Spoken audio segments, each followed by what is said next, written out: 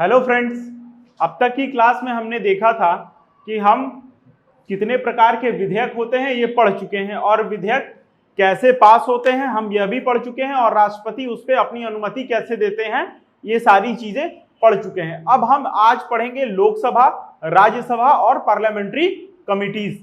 लोकसभा भी ओवरव्यू हम लोग पढ़ चुके थे, तो अब एक फ्लो चार्ट बनाएंगे और उस फ्लो चार्ट से समझेंगे कि लोकसभा में कुल कितने तरीके से क्वेश्चंस को पूछे जाते हैं। तो पहली चीज ये पूछी जाती है कि लोकसभा जो है इसका नाम क्या है। दूसरा नाम तो लोअर हाउस, निम्न सदन।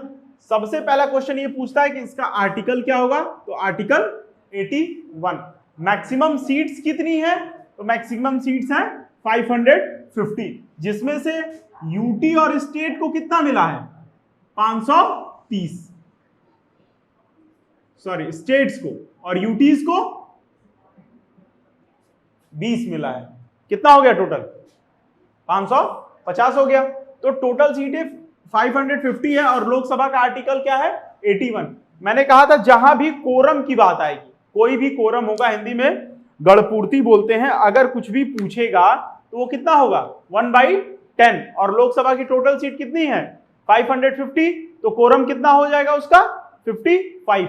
अब कोरम होता क्या है, कहते हैं ना कि कम से कम इस काम का कोरम पूरा कर दो।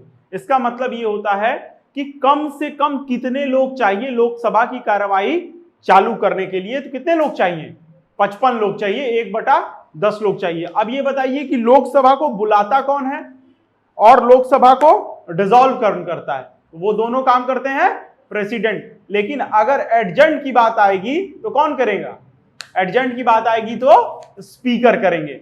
और एक स्थिति आएगी टाई की, तो टाई की स्थिति में कौन वोट देगा, जो भी लोकसभा का अध्यक्ष होगा। अब वहां पे लोकसभा के अध्यक्ष के रूप में स्पीकर भी बैठ सकते हैं, डिप्टी स्पीकर भी बैठ सकते हैं, जो भी बैठे रहेंगे वही क्या देंगे, निर्णायक मत देंगे। और ये कब देंगे, सेकेंड इंस्टांस में। कब देंगे, सेकेंड टाइम में, पहली बार में वोट नहीं करेंगे। ठीक, ये चीज समझ में आ गई थी। अब अगली बार की जब नए सदस्य आते हैं, जब हर बार 5 साल के बाद आम चुनाव होता है, तो जब आम चुनाव होता है और नए सदस्य आते हैं तो उनको ओथ दिलाया जाता है। और ओथ किस चीज की, सदस्यता की ओथ दिलाई जाती है कि आप लोकसभा के सदस्य बने। वो ओथ कौन दिलाएगा, प्रोटम स्पीकर दिलाएंगे। अब ये बताइए कि प्रोटम स्पीकर की नियुक्ति कौन करता है। हाँ बहुत सही, प्रोटम स्पीकर की नियुक्ति करते हैं प्रेसिडेंट। और नवनिर्वाचित सदस्यों को शपथ कौन दिलाता है, प्रोटम स्पीकर। तो अब राष्ट्रपति सर करते क्या है कि एक आदमी को चुनते हैं, उसको प्रोटम स्पीकर बनाते हैं और कहते हैं कि अब आपका काम है कि इन 543 लोगों को क्या करिए, शपथ दिलाइए। ठीक, अब ये बताइए कि लोकसभा का हम लोग कार्यकाल कितना पढ़े थे, 5 साल पढ़े थे। क्या लोकसभा के कार्यकाल को बढ़ाया जा सकता है, एकदम बढ़ाया जा सकता है। कितना, सिर्फ एक बार में 1 साल। और कब बढ़ाया गया था, राष्ट्रीय आपातकाल के दौरान इसको बढ़ाया जा सकता है। और 5वीं लोकसभा कितने साल की थी, 6 साल की थी, ये याद रखिएगा। तो कब बढ़ाया जा सकता है, इमरजेंसी के टाइम में। ठीक, अब ये बताइए कि लोकसभा की सीटें हैं, आपके यहां भी सांसद आप चुनते हैं, तो लोकसभा का चुनाव कैसा होता है, प्रत्यक्ष या अप्रत्यक्ष। हाँ प्रत्यक्ष होता है, डायरेक्ट होता है। तो कैसा इलेक्शन है, डायरेक्ट इलेक्शन है। क्यों, क्योंकि हम खुद चुनते हैं। और एमपी बनने के लिए आपकी उम्र कितनी होनी चाहिए, 25। एज कितना होना चाहिए, 25। अब एक क्वेश्चन और पूछता है कि राज्यवार सीटों का आवंटन, एलोकेशन ऑफ सीट होते हैं ना स्टेट वाइज, तो एलोकेशन ऑफ सीट्स जो हैं वो जनसंख्या के आधार पे होते हैं। तो कौन सी जनगणना ली जाएगी, तो उसका आंसर है 1971। और कब तक ली जाएगी, 2026 तक। 2026 तक का प्रावधान हमने किस अमेंडमेंट एक्ट के तहत किया था, यह क्वेश्चन भी पूछता है। और यह है 84th अमेंडमेंट एक्ट 2001। ठीक, अब आगे क्वेश्चन ये देखिए, ये 2026 तक लिया जाएगा और 1971 की जनगणना ही क्यों लेते हैं। तो 1971 की जनगणना इस वजह से लेते हैं क्योंकि इस समय पॉपुलेशन रेशियोज जो थे साउथ के और नॉर्थ के ऑलमोस्ट इक्वल थे, जो ग्रोथ था वो इक्वल था, इस वजह से हम लेते हैं। अगर 2011 की जनगणना लेते तो साउथ को कितना, बहुत कम सीटें मिलता और सारी सीटें किधर आ जाती, उत्तर भारत में। एक क्वेश्चन ये पूछता है कि सबसे ज्यादा सीट किस राज्य की है, तो सबसे ज्यादा सीट है यूपी की। किसकी है? यूपी की। कितनी सीट है? 80 सीट है। बहुत बढ़िया, आप लोग को याद है कि 80 सीट है। अब ये सारी चीजें जब हमारी कंप्लीट हो गई तो हम इधर आते हैं। अब ये बताइए, लोकसभा के स्पीकर और डिप्टी स्पीकर होते हैं, आपने ये पढ़ चुका है। स्पीकर क्या निर्धारित करते हैं? धन विधेयक। धन विधेयक होगा या नहीं ये कौन निर्धारित करता है? स्पीकर। और धन विधेयक का आर्टिकल क्या था? आर्टिकल 110। अब ये बताइए कि स्पीकर जो है आप चुनते हैं या उनका इलेक्शन होता है या वो चूज किए जाते हैं? जैसे आप लोग बैठे हैं क्लास में तो आप लोग वोटिंग करेंगे, आपस में ही बात करके बताएंगे कि इनको जो है स्पीकर बना दिया जाए। हाँ, तो चूज किया जाता है, वोटिंग नहीं होती है। ये चीज याद रखिएगा। अब दूसरी चीज ये याद रखने वाली बात है कि स्पीकर अपना त्यागपत्र किसको देंगे? डिप्टी स्पीकर को। और डिप्टी स्पीकर अपना त्यागपत्र किसको देंगे? स्पीकर को। तो यही बात यहां पे कही गई है। और स्पीकर और डिप्टी स्पीकर जो हैं ये दोनों लोग शपथ लेते हैं, क्या स्पीकर के रूप में लेते हैं, डिप्टी स्पीकर के रूप में, या सदस्य के रूप में? ये क्वेश्चन डायरेक्ट पूछता है। तो वो सिर्फ लोकसभा के सदस्य के रूप में लेते हैं। ऐसा स्पीकर का कोई शपथ नहीं होता, लेकिन प्रोटम स्पीकर का शपथ होता है। आप एज ए प्रोटम स्पीकर उस पद के लिए शपथ लेते हैं, लेकिन आप लोकसभा के अध्यक्ष के रूप में कोई शपथ नहीं लेते हैं। इस चीज को अपने दिमाग में बैठा लीजिए, ठीक। और त्यागपत्र आप उपाध्यक्ष को देते हैं, और उपाध्यक्ष किसको देते हैं? अध्यक्ष को देते हैं, और इसी को कहते हैं वाइस वर्सा। क्या अध्यक्ष रिजाइन के अलावा भी उनको हटाया जा सकता है? तो इसका उत्तर है हाँ, हटाया जा सकता है। और कैसे हटाया जाएगा? लोकसभा में जितने लोग होंगे वो बहुमत से पास करेंगे कि अब इनको हटा दिया जाए, तो वो हट जाएंगे। और जैसे ही वो हटेंगे फिर को हम लोकसभा के सदस्य ही दूसरा स्पीकर चुन लेंगे, ठीक है। और जब लोकसभा के अध्यक्ष की तबीयत खराब हो गई तो कौन आएगा उनकी सीट पे? Deputy speaker. और डिप्टी स्पीकर की भी तबीयत खराब हो गई, वो अब्सेंट है, किसी पर्सनल कारण से भी हो सकते हैं, तो कौन आएगा? लोकसभा सदस्यों में से ही कोई एक जो है स्पीकर का काम करेगा। जब स्पीकर का काम क्या है? स्पीकर के काम में हमने जब धन विधेयक पढ़ा था तो ये पढ़ा था धन विधेयक को बताना कि धन विधेयक क्या होता है, सदन का संचालन जिसमें एडजर्नमेंट भी आता है, और ज्वाइंट सिटिंग की अध्यक्षता करना। ज्वाइंट सिटिंग का आर्टिकल कितना था? आर्टिकल 108।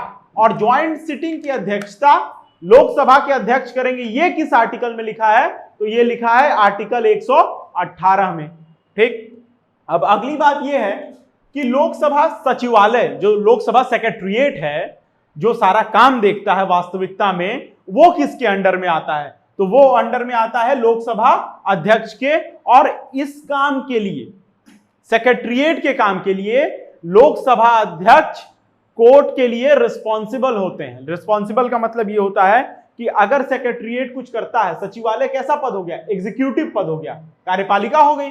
तो अगर वहां कुछ करते हैं तो वो जवाबदेही इनकी बनेगी, किसके लिए? कोर्ट के लिए। लेकिन अगर ये स्पीकर के रूप में कुछ करते हैं, लोकसभा अध्यक्ष के रूप में कुछ करते हैं, यहां सचिवालय के अध्यक्ष के रूप में नहीं, लोकसभा अध्यक्ष के रूप में कुछ करते हैं, तो उसके लिए वो कोर्ट के रिस्पॉन्सिबल नहीं होंगे। इस बात को आपको समझना है। क्यों?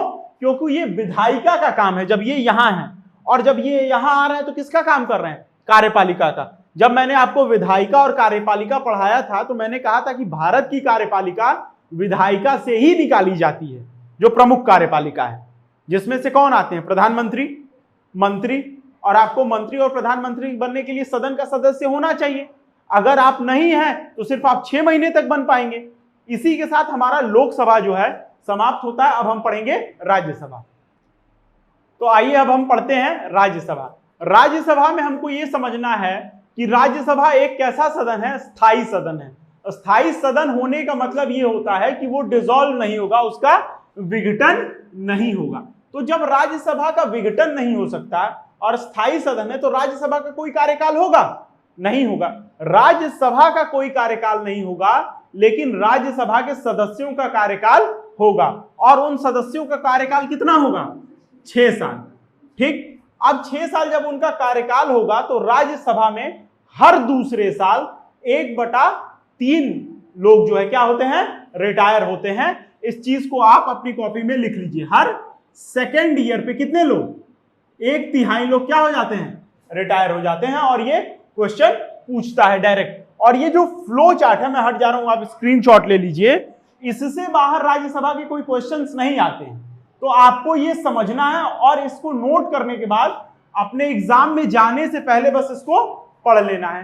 अब राज्यसभा का सभापति कौन होता है, तो राज्यसभा के सभापति होते हैं उपराष्ट्रपति, और उपराष्ट्रपति पदेन सभापति होते हैं, यानी एक्स ऑफिशियो चेयरमैन होते हैं। वो इससे एक क्वेश्चन ये निकल के आता है कि ऐसी कौन सा हाउस है, कौन सा सदन है जिसका अध्यक्ष उसका सदस्य नहीं होता, तो वो कौन है, राज्यसभा। और उसके अध्यक्ष कौन होते हैं, वाइस प्रेसिडेंट। अगर मान लीजिए कि यहां वाइस प्रेसिडेंट को जब हटाया जाता है तो क्या वो राज्यसभा के सदस्य बने रहेंगे, नहीं बने रहेंगे। क्यों, क्योंकि वो राज्यसभा के सदस्य है ही नहीं है। लेकिन अगर इसके उपसभापति को हटाया जाए तो वो क्या हो जाएंगे, उपसभापति के पद से हटेंगे लेकिन राज्यसभा के सदस्य रहेंगे। और यही बात लोकसभा में भी आएगी। लोकसभा के अध्यक्ष और उपाध्यक्ष ये दोनों लोकसभा के मेंबर होते हैं। जब दोनों लोकसभा के मेंबर हैं तो जाहिर सी बात है कि वो अध्यक्ष और उपाध्यक्ष पद से हटेंगे तो वो मेंबर बने रहेंगे, बस उस पद से हट जाएंगे।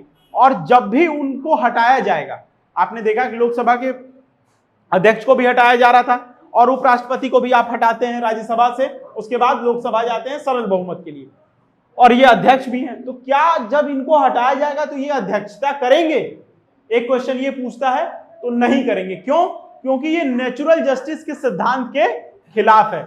जब भी आपके खिलाफ बात चल रही हो तो आप उसके अध्यक्ष नहीं हो सकते। इस बात को आप दिमाग में बैठा लीजिए।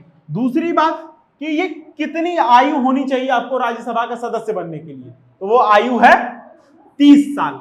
जब 30 साल आपकी आयु हो तो आप क्या कर सकते हैं, राज्यसभा का चुनाव लड़ सकते हैं। और राज्यसभा का चुनाव किस तरीके से होगा, क्या हम और आप वोट देते हैं, नहीं, तो वो चुनाव कैसा हो गया, अप्रत्यक्ष हो गया। और किस तरीके से होगा, सिंगल एंड ट्रांसफरेबल वोट, जैसा प्रेसिडेंट का होता है, वाइस प्रेसिडेंट का होता है। उसके बाद प्रोपोर्शनल सिस्टम के द्वारा, प्रतिनिधित्व पद्धति के द्वारा होगा।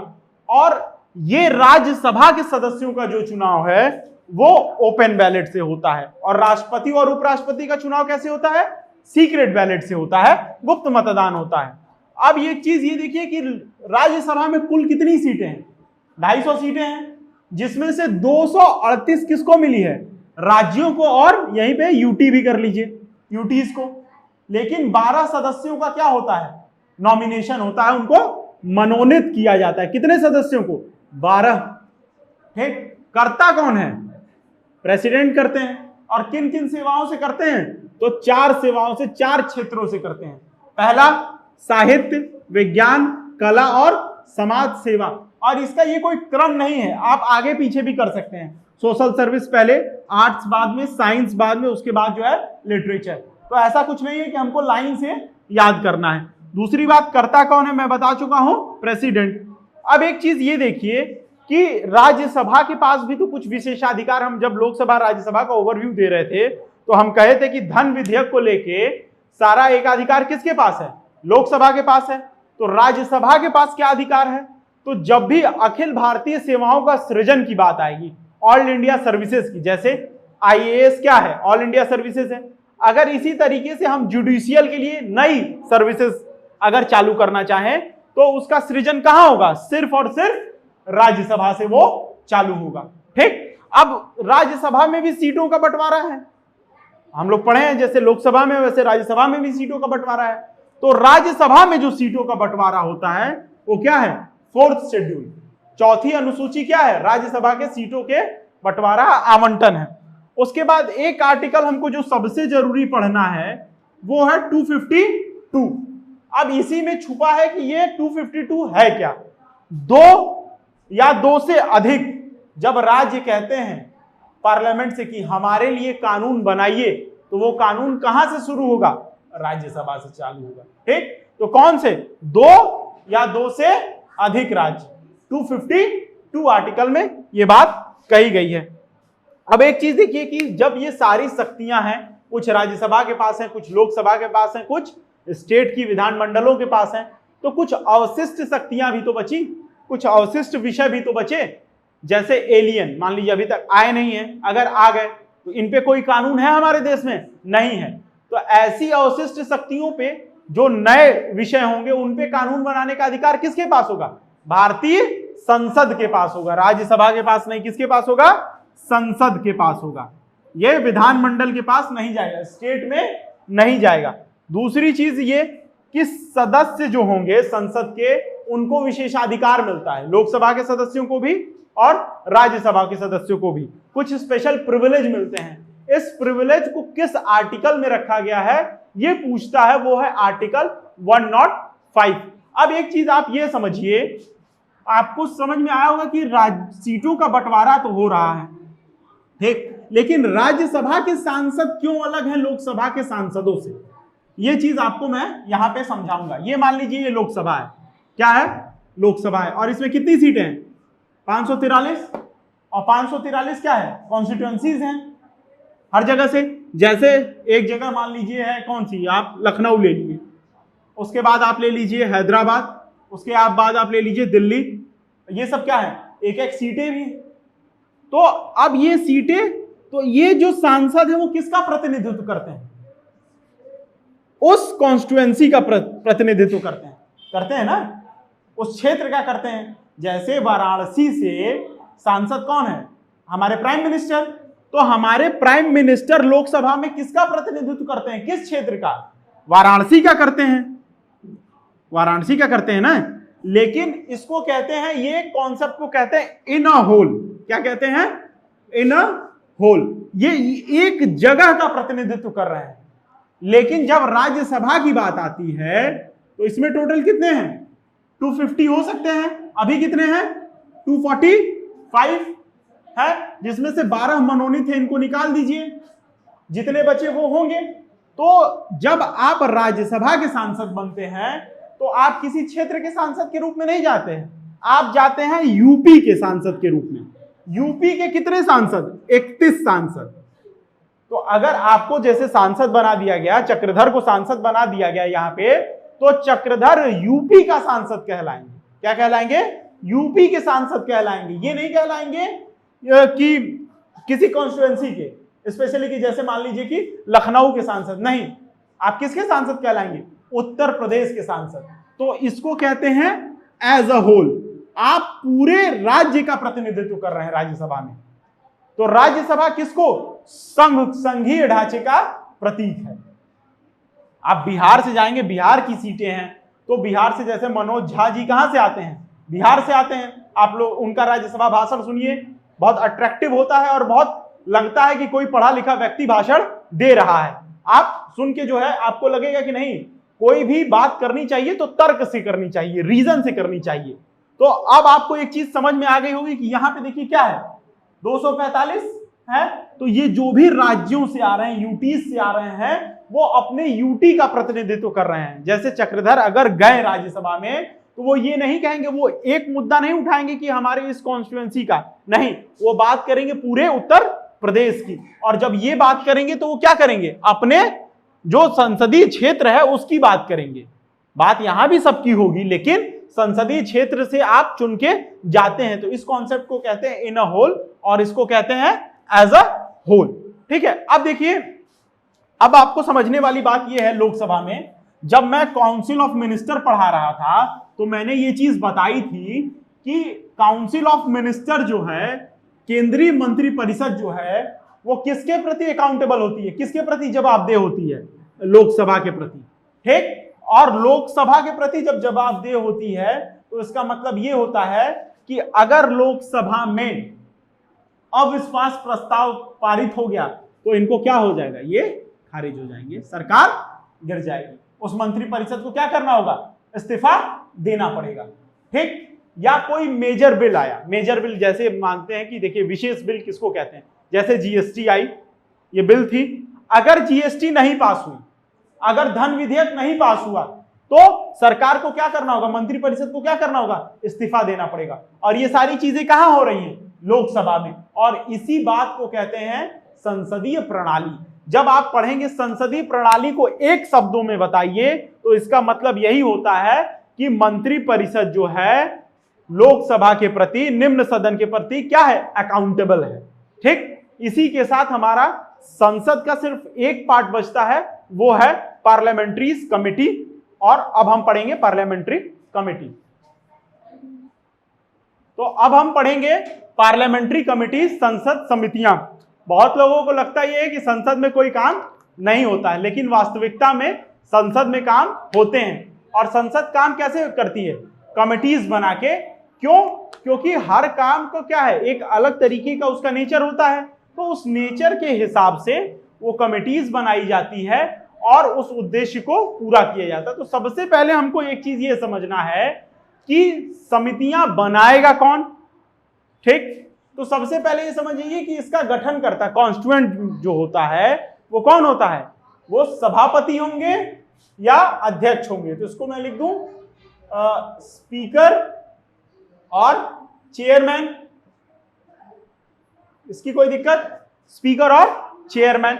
और स्पीकर और चेयरमैन भी क्या होंगे, नॉमिनेटर भी होंगे, कि इसमें कितने सदस्य में कौन कौन से लोग होंगे, इसका नॉमिनेशन कौन करेगा, कौन देगा वो नाम, स्पीकर और चेयरमैन देंगे।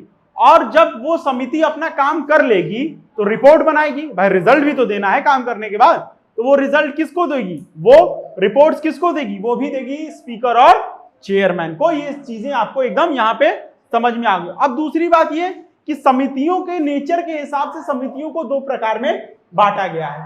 दो प्रकार में बांटा गया है कि एक परमानेंट कमेटी होती है, स्थायी, और एक जो है तदर्थ। अब तदर्थ का मतलब एडहॉक से है, इसका मतलब ही क्या हुआ, टेम्पोररी। तो सबसे पहले हम पढ़ते हैं स्थायी। स्थायी का नेचर क्या है, जैसा कि इसका नाम है, इसका नेचर कैसा है, इसका नेचर स्थायी है, परमानेंट है। और इसका गठन कब होगा, इसका गठन एवरी ईयर हो रहा है। कब हो रहा है, एवरी ईयर, हर साल बनाए जाते हैं। तो जाहिर सी बात है जब हर साल बनाया जाएगा, तो अगर आपसे पूछे कि स्थायी कमेटी का ये बताइए कि टेन्योर कितना होगा, तो आप टेन्योर आराम से बता ले जाएंगे कि हर साल बनाई जा रही थी, तो उसका टेन्योर कितना हो गया, एक साल की इसकी समय अवधि हो गई। वहीं एडहॉक की जब बात आती है, तो एडहॉक का मतलब ही है तदर्थ, और तदर्थ का मतलब होता है टेम्पोररी बेसिस पे बनाया जाएगा। जब टेम्पोररी बेसिस पे बनाया जा रहा है, इसका नेचर है, तो क्यों टेम्पोररी बेसिस पे बनाया जा रहा है, तो उसका आंसर ये है कि कोई स्पेसिफिक कार्य करने के लिए, कोई एक विशेष उद्देश्य के लिए, विशेष कार्य को करने के लिए, तो वो स्पेसिफिक पर्पस के लिए बनाई जाती है। और इसका टेन्योर क्या होगा, जाहिर सी बात है जब स्पेसिफिक पर्पस के लिए बनाई जा रही है, तो जब वो पर्पस अकम्प्लिश्ड हो जाएगा, जब वो विशेष कार्य हमारा पूरा हो जाएगा, तो हम क्या करेंगे, उस समिति को खत्म कर देंगे। तो ये कब खत्म होगी, जब वो कार्य पूरा हो जाएगा, जब पर्पस अकम्प्लिश्ड हो जाएगा, तब तक ये रहेगी। अब हमको स्थायी समितियों में देखिए कई तरीके की समितियां होती हैं, जिनमें से मुख्य क्या है, वित्तीय समितियां। अब वित्तीय समितियों में हमको पढ़ना है क्या, 3 समितियां, जिसमें वित्तीय समितियां स्थायी समितियों में ही आती हैं। उन वित्तीय समितियों में सबसे पहली समिति हमको जो पढ़नी है वो है प्राक्कलन समिति, एस्टीमेट कमेटी। और सबसे ज्यादा मैंने इतना जो कुछ बताया, अगर आप पीसीएस दे रहे होंगे या देने जाएंगे, तो आप एक चीज देखेंगे कि ये दोनों के चांसेस 50% है, लेकिन 50% जो क्वेश्चन बनते हैं वो सीधे यहां से बनते हैं, इन तीनों समितियों से। तो समझ जाइए कि इसका इंपॉर्टेंस क्या है। तो जब ये वित्तीय समितियां, फाइनेंशियल कमेटी बन रही है, तो इसमें एक कमेटी है, कौन सी, कौन सी कमेटी बताइए, इसको हम क्या बताएं, प्राक्कलन कमेटी, एस्टीमेट कमेटी। ठीक है, सॉरी, एस्टीमेट कमेटी तो यहां पे है। ये कौन सी कमेटी, कुंदन रुकना जरा, कौन सी कमेटी, तो एक समिति कौन सी है, प्राक्कलन समिति। और ये समिति कैसी है, एकल है। दूसरी समिति क्या है, संयुक्त, ज्वाइंट कमेटी। और ज्वाइंट कमेटी में भी 2 कमेटियां बनी हैं।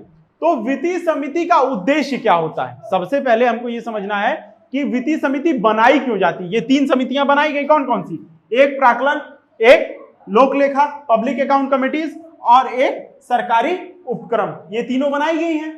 तो अब ये समझिए कि इन तीनों का उद्देश्य क्या है, इन तीनों का उद्देश्य यह है कि जो सरकारी पैसा है वो क्या होता है, सार्वजनिक व्यय होता है, पब्लिक के लिए व्यय होता है, उसके ऊपर एक लगाम लगाई जा सके, एक अकाउंटेबिलिटी बनी रहे, इसके लिए ये कमिटीज बनाई जाती हैं। तो उसका उद्देश्य क्या हुआ? सार्वजनिक व्यय पे संसदीय नियंत्रण, parliamentary control over public expenditure, इन तीनों कमेटियों का क्या है? उद्देश्य है, ये हमारा एम है। अब हम पढ़ेंगे ये इसमें दो तरीके की समिति बनी, एक एकल और दूसरी ज्वाइंट। एकल में सिर्फ एक कमेटी आती है, वो कौन सी कमेटी है? प्राक्कलन, इंग्लिश में एस्टीमेट कमेटी। अब इससे क्वेश्चन क्या पूछता है कि एस्टीमेट कमेटी किस तरीके की कमेटी है? तो एकल है। दूसरा पूछता है कि एस्टीमेट कमेटी में टोटल मेंबर कितने होंगे? तो टोटल मेंबर होंगे 30। ये टोटल मेंबर्स कहां से लिए जाएंगे? राज्यसभा से लिए जाएंगे कि लोकसभा से लिए जाएंगे? तो ये 30 लोकसभा से लिए जाएंगे। इसका मतलब क्या है कि एस्टीमेट कमेटी जो है वो बनेगी तो किस पे बनेगी? लोकसभा से बनेगी, और सारे लोग कहां से होंगे? लोकसभा से। अब ये बताइए कि इसका अध्यक्ष कौन होगा? तो इसका उत्तर जानने के लिए आपको यहां आना पड़ेगा। गठनकर्ता कौन है? सभापति या चेयरमैन? और नॉमिनेटर कौन है? वो भी यही है। तो सीधी सी बात है कि इस कमेटी के अध्यक्ष भी कौन होंगे? सभापति या चेयरमैन। अब ये बन कहां रही है? लोकसभा में। तो इसके अध्यक्ष कौन होंगे? लोकसभा स्पीकर। लेकिन क्या ऐसा जरूरी है कि लोकसभा के स्पीकर ही हो? तो मैंने कहा क्या कहा है कि लोकसभा स्पीकर दूसरे को भी तो दे सकते हैं। ये लोकसभा का क्या है? स्पीकर का डिस्क्रिशन है। लेकिन वास्तविकता में ये होती किसके पास है? लोकसभा के स्पीकर के पास होती है। अब आ जाइए इन दो कमिटीज पे, ज्वाइंट कमिटीज पे, जिसमें पहली कमेटी कौन है? पब्लिक अकाउंट कमेटी, लोक लेखा समिति। ये जो लोक लेखा समिति है ये 22 लोगों की होती है, और सरकारी उपक्रम कितने लोगों का होता है? 22 लोगों का होता है। लेकिन इसमें सदस्यों की संख्या जो है उल्टा हो जाती है। ये हो जाएगी लोकसभा से कितने? 15 लोग, और 7 लोग कहां से? राज्यसभा से। तो रफली देखिए, ये मैथ नहीं है, तो पॉलिटी में भी क्वेश्चन इसी तरीके से पूछता है कि लोकसभा और राज्यसभा का ज्वाइंट कमिटीज में रेशियो क्या होता है? तो ये ऑलमोस्ट 2:1 हुआ, लगभग अप्रॉक्स। ये मैथ नहीं है कि वहां ये मत कहना कि यहां तो जो है 15 नहीं 14-7 होना चाहिए था। ये नहीं है, ये 22 लोग हैं, और ये सेम चीज कहां जाएगी? यहां भी 15 और 7। तो 15 लोग कहां से? लोकसभा से, और 7 लोग कहां से? राज्यसभा से। और इसका रेशियो कितना हुआ? 2:1। अब बताइए कि इन दोनों के अध्यक्षों का चुनाव भी कौन करेगा? सीधे आ जाइए, स्पीकर या चेयरमैन। और लोक लेख सेवा समिति का, पब्लिक अकाउंट कमेटी का जो चेयरमैन होता है वो, ये कन्वेंशन है, जरूरी नहीं है, मैं पहले बता दूं। कन्वेंशन होता है कि विपक्ष का नेता होता है, और इस समय कौन है? अधीर रंजन जी। अब बताइए अधीर रंजन जी से ये क्वेश्चन इंपॉर्टेंट क्यों हो जाता है? क्योंकि इससे पहले आप सुने होंगे कि राष्ट्रपति के अपमान में एक शब्द जो कहा गया था वो इन्हीं के द्वारा कहा गया था। वो इसके अध्यक्ष थे। किसके? लोक लेखा समिति के। तो ये हाईलाइटेड है। तो स्टैटिक करंट में आपसे पूछ सकता है कि लोक लेखा समिति के अध्यक्ष कौन है? तो वो कौन है? अधीर रंजन। बाकी आपको कंट्रोवर्सी हमको समझाने की जरूरत नहीं है। इसी के साथ हमारा जो संसद का पूरा पार्ट था कि किस तरीके के बिल होते हैं, उस पे कैसे राष्ट्रपति साइन करेंगे, अध्यादेश, संयुक्त बैठक को कौन संचालित करेगा, पार्लियामेंट्री कमिटीज का काम क्या है, लोकसभा कैसी है, राज्यसभा कैसी है, उसका टेन्योर, उसकी सारी विशेषताएं, स्पेशल पावर, ये सब कुछ हम डिस्कस कर चुके हैं। इसी के साथ हमारा संसद का पार्ट जो है खत्म होता है। केंद्रीय मंत्रिपरिषद, केंद्रीय विधायिका हम पढ़ चुके हैं। अब हम पढ़ेंगे इसी के साथ राज्य की, अगले क्लास में राजकीय कार्यपालिका और राज्य की विधानमंडल। इसी के साथ धन्यवाद।